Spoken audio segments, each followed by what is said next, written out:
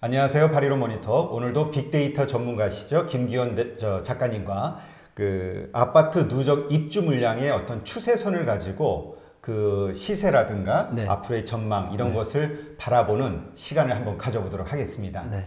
이거 빅데이터 얘기만 하면 머리가 아파가지고 근데 이제 점점 저도 익숙해져가지고 누가 이렇게 말로 하면 잘 안 듣고 이제는 나 데이터 좀 보여줘봐 이렇게 그렇죠. 얘기를 하게 되게 맞습니다. 되더라고요. 그렇죠. 하여튼 좋은 현상이에요. 점점 뭔가 스마트해지는 것 같아서. 자 그러면 먼저 그 경기도부터 한번 볼까요?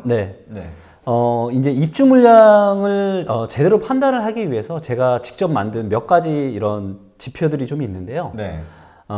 먼저 이제 입주 물량에 대해서 이해를 좀 하셔야 되는데, 입주 물량이 많다라는 거는 이제 공급이 많아진다는 얘기고, 입주 물량이 없다라는 거는 공급이 작아지는 겁니다. 그렇죠. 그렇기 때문에 수요는 어떤 실수요나 투자에 대한 수요는 항상 일정 부분이 있기 때문에 공급이 많아지면 전세가가 약세가 되고 이는 다시 매매가가 약세까지 갈 가능성이 많은 거고요.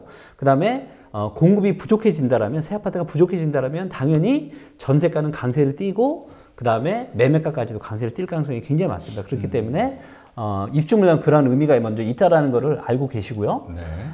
자, 입주 물량에 대한 계산을 하기 위해서 제가 이제 만든 게 뭐냐면, 여기 보시면 이제 신규 입주 비율이라는 게 있습니다. 경기도 같은 경우는 지금 8.5%입니다. 이게 몇 년도 기준이죠? 지금 기준이고요. 현재 이 시점. 그러니까 이게 어떤 의미냐면, 현재 입주 세대수, 즉 경기도에 지금 현재 입주해 있는 전체 아파트 개수가 몇 개냐면 267만 4,579세대예요. 자, 그런데 앞으로 새로 들어올 신규 입주 예정이 되어 있는 아파트가 몇 세대냐? 24만 8,729세대입니다. 그래서 이거를 비율을 따지면 몇 프로냐면 8.5예요. 그래서 쉽게 생각하면 이렇게 생각하시면 돼요. 경기도에 아파트가 100개가 있는데 경기도에 생기는 새로운 아파트가 지금 몇 개냐? 8.5개라는 뜻입니다. 그렇게 좀 생각을 하시면 되고요. 자, 그래서 지금 보면 경기도는 좀 빨갛죠. 그래서 8.5%는 그렇게 작은 수치는 아닙니다. 그래서 경기도를 클릭을 먼저 해보도록 하겠습니다. 자, 그럼 이제 데이터가 경기도에 맞춰서 이렇게 다 나오게 되는데요. 자, 먼저 이제 경기도를 지역별로 말씀드리기는 일단은 그거는 좀 나중에 얘기를 좀 하고요. 먼저 경기도의 전체 흐름에 대해서 말씀을 좀 드리도록 하겠습니다. 요게 이제 요 경기도의 입주 물량 누적 추세선이라는 차트입니다. 이게 뭐냐면 이 빨간 사선을 중심으로 해서요. 요 파란색 그래프가 왼쪽에 있으면 입주 물량이 과잉 구간이고요. 오른쪽에 있으면 입주 물량이 부족 구간입니다. 그래서 우리가 투자를 어떻게 해야 되느냐?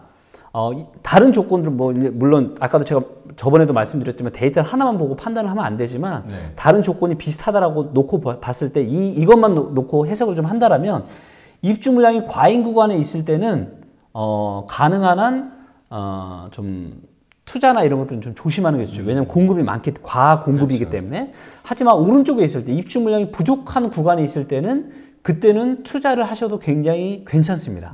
그리고 또 유의하실 게 뭐냐면, 과입주 물량의 구간에 있어도 이게 이제 이 빨간색 추세선에 점점 접근을 하면서 가까워진다는 얘기는 뭐냐면 입주 물량이 없기 때문에 가까워지는 거거든요. 소화가 되고 있다. 그렇죠. 그래서 입주 물량 과잉 구간에 있어도 왼쪽에 있을 때도 오른쪽으로 계속 가면은 그때는 좀 괜찮게 투자를 하셔도. 추세선 방향을 봐야 되겠네요. 그렇죠. 그리고 입주 물량 과잉 부족 구간에 있어도 위로 올라가는 속도가 굉장히 빠르다라면 그때는 좀 조심해야 되는 거죠. 자, 그래서 실제 데이터를 보면 경기도가 언제부터 보시는 것처럼 옆으로 눕잖아요, 이제.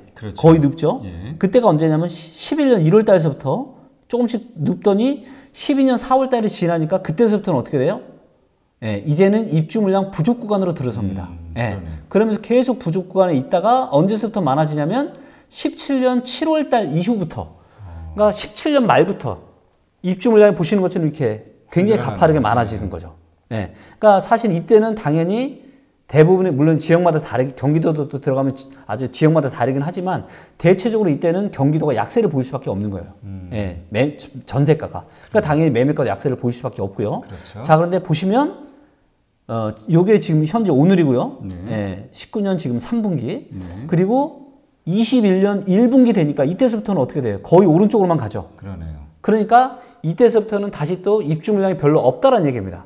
그래서 이 차트랑 이 누적 추세선 차트랑 이 경기도 전체 입주 분기별 이 막대 그래프랑 같이 보시면은 더 이해가 같이 되는 거죠. 그래서 이 데이터, 이 막대 그래프만 봐서는 역사적으로 봤을 때 지금 경기도가 아파트가 지금 과잉 공급인지 아니면 과소 공급인지를 알 수가 없거든요. 그렇기 네. 때문에 그거를 보기 위해서 제가 만든 게 이 누적 추세선 차트고요. 그리고 시계열로 보기 위해서. 그래서 그러면 정확하게 분기별로, 월별로, 연도별로 아파트가 몇 세대나 새 아파트가 생기는지를 보기 위해서 만든 데이터가 이 막대 그래프입니다. 그래서 보시면 이 17년 7월 달서부터 입주 물량이 급등을 하죠. 그러네요. 네. 그러면서 계속 이제 굉장히 많아지다가 언제 이후로 확실하게 줄어들죠? 21년 1분기 이후로는 이제 확실하게 예, 줄어드는 걸로 그렇게 나타나는데요. 근데 여기서 또 유의를 좀 해야 될 부분들이 있습니다. 뭐냐면 이 입주 물량 데이터도 계속 바뀝니다. 예, 저희 이제 주간으로 지금 업데이트를 하고 있는데요. 계속 바뀌는데 그래서 향후 2년 반 뒤 그래서 아파트를 지금 뭐 분양해서 새 아파트로 태어나기까지는 대략 한 2년 반에 3년 정도가 걸리거든요. 네. 그래서 지금 시점으로부터 2년 반 이후의 데이터는 바뀔 수 있는 거를 생각을 하셔서 지금 이제 이런 입주 물량에 대한 부분들을 참고를 하셔야 되고요. 그래서 일단 경기도는 뭐냐면 21년 1월 달까지는 1분기까지는 보시는 것처럼 입주 물량이 계속 많아요. 그렇기 때문에 전체적으로 경기도 전체적으로 봤을 때는 조금은 좀 전세가가 좀 강세를 띠기가 힘들고 당연히 매매가도 크게 움직이기가 좀 힘든 그런 상황인 거죠. 하지만 지역별로 보자라면 네. 이제 보시면 이게 이제 경기도의 이제 이 입주 물량 이제 지도 데이터인데요. 여기 보시면 이제 빨간 데는 뭉쳐 있고 또 녹색은 또 녹색끼리 좀 있죠. 네, 그러네요. 네. 그러니까 이제 파란색이 뭐냐면 녹색인 데는 입주 물량이 별로 없는데 새 아파트가. 그리고 빨간 데일수록 입주 물량이 많은 지역입니다. 그래서 지금 공급이 지금 현재 많이 되고 있는 곳이네요. 그게. 그렇죠. 앞으로 새 아파트 공급이 많이 될 지역이 빨간 지역이고요. 없는 지역이 예, 이렇게 녹색 지역입니다. 그리고 입주 물량은 주변 지역에 영향을 끼치기 때문에 이렇게 지도 형태로 보시는 게 맞고요. 네. 그래서 보시면 평택, 화성, 오산 이쪽은 이제 굉장히 빨갛죠. 네, 그러네요. 그 다음에 남양주, 하남, 의정부 이쪽도 좀 빨갛고요. 근데 안 빨간 데가 어디냐? 분당, 그죠? 수원시, 예. 그 다음에 뭐 용인시, 기흥구 이런 데가 이제 예. 그 다음에 부천시, 예. 이런 데가 지금 이제 입주 물량이 경기도 내에서는 좀 예, 작은 지역들이고, 그래서 이런 지역들 같은 경우는 좀 굉장히 움직임이 좀 괜찮을 수 있죠. 근데 이제 좀 예, 입주 물량이 많은 데는 조금 좀 그러니까 단기적으로는 지금 입주가 많이 되는 곳은 어차피 그 가격 하락이 예상될 수밖에 없으니까 하락이라기보다는 하락이보다 상승하기가 힘들다라는 거죠. 상승하기 예, 힘들다. 공급이 계속 많이 되니까. 예, 예. 그러나 이쪽 이 파란색 지역에 네. 위치하고 있는 아파트나 이 그렇죠. 부동산들은 네. 수요가 그러니까 공급이 그렇죠. 적으니까 그렇죠. 일단, 맞습니다. 상승의 어떤 요건이 갖춰져 있다. 그렇죠, 이렇게 그렇죠. 보면 되겠네요. 네, 네. 수원, 네. 안산, 좀 더 크게 한번 볼까요? 네, 크게 한번 볼까요? 어느 지역인지. 네. 네. 여기 보시면 이제 기흥구, 그다음에 영통구, 그다음에 수원시 건성구, 용인시 수지구, 분당구. 그래서 이제 수지구 같은 데가 보면 주변이 지금 다 녹색밖에 없잖아요. 네, 그렇죠. 그러니까 이쪽 주변은 전부 다 아파트가 과잉 공급되는 데가 단 한 군데도 없다라는 의미죠. 네. 예. 그렇기 때문에 뭐 수지나 이쪽 분당 같은 경우는 수요만 꾸준하다라면 굉장히 이쪽은 다시 또 탄력을 받아서 좀 좋아질 가능성이 많다라고 볼 수가 있습니다. 그러네요. 네. 아, 이렇게 보니까 네. 경기도 워낙 땅이 경기도 넓으니까 맞습니다. 경기도 가운데에서도 네. 어느 쪽 지역에 우리가 관심을 가져야 될 만한지 네. 이게 딱 나오네요. 네, 네. 예. 자, 그러면 경기도는 여기 정도 보고요. 네. 그다음 대전광역시를 한번 들어가 볼까요? 아, 네.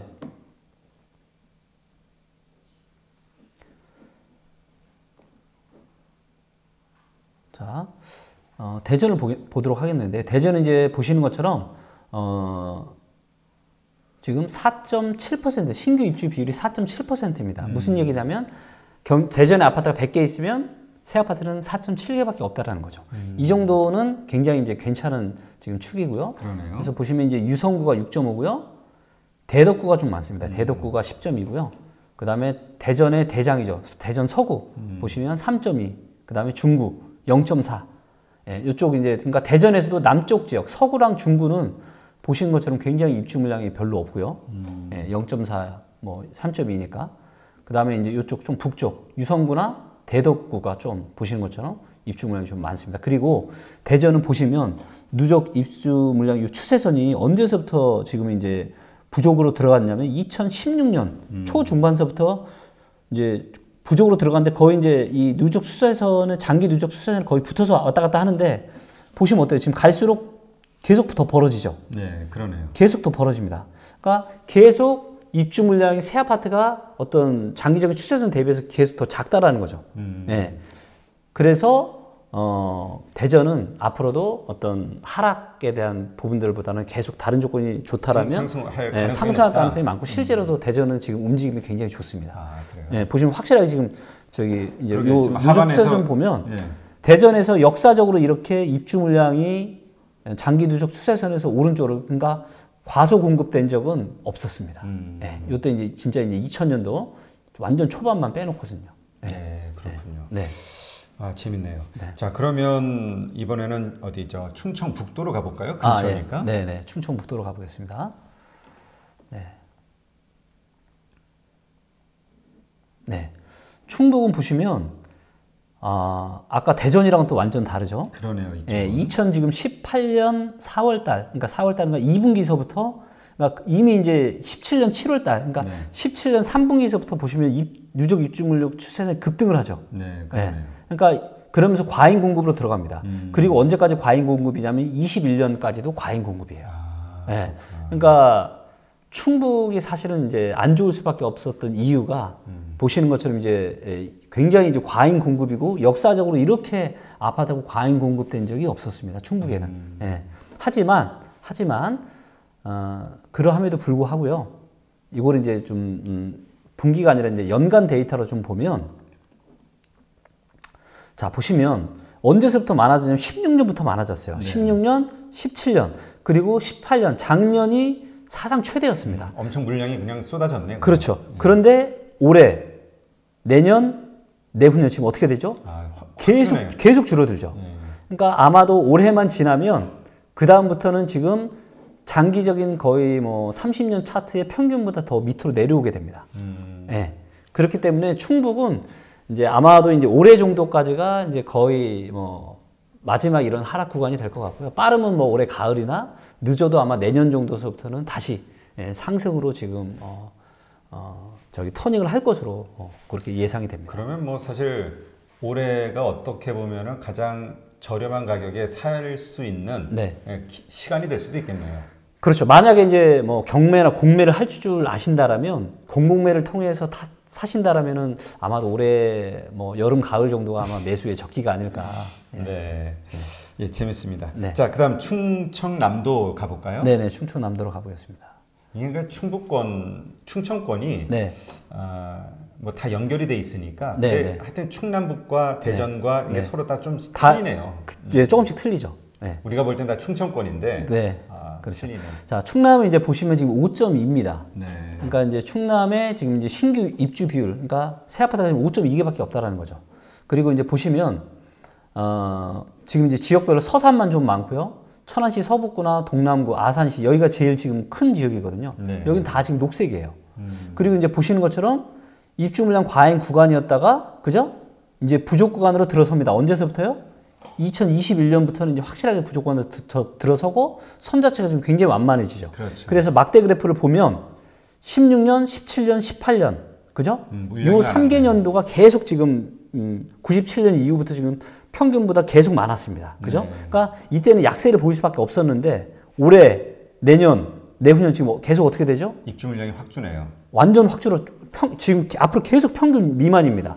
그렇기 때문에 이제 이미 충남은 조금씩 이제 뭐 아파트 단지별 이미 좋아지고 있는 지역들이 있고요. 그렇기 때문에 충남은 충북보다 조금 더 먼저 좀 더 좋아지지 않을까. 그리고 그런 거에 대한 종합적인 제대로 된 판단하기 위해서는 입주 물량뿐만 아니라 뭐 미분양이나 여러 가지 데이터를 좀 같이 봐야 되긴 하는데 일단은 지금 이 시간은 저희가 입주 물량만 보는 거니까. 그래요. 네. 네.